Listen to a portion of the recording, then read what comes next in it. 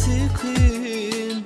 İki yürekler olmasa yakın. Senin beni yürekten sevmem için Nemet melekem sizle evim. Min seni geceler küse asen görsün oğlanı küse.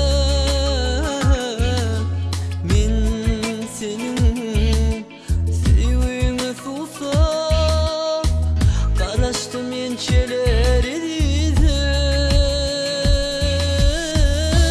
Yadımda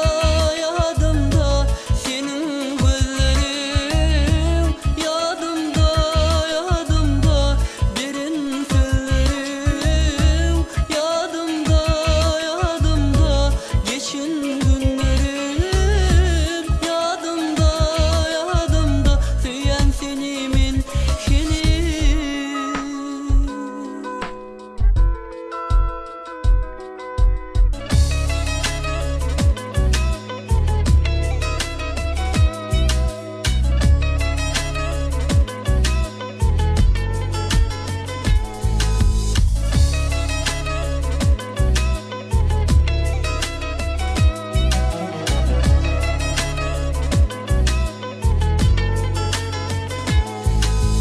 Sen baktın gülü, baktın açarı, gel durmuş yolunu bile geçeli.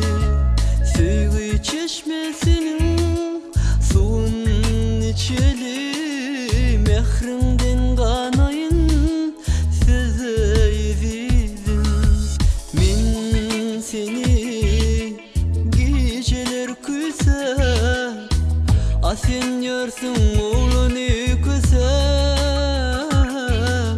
Min senin sevgine susam karıştım ençeler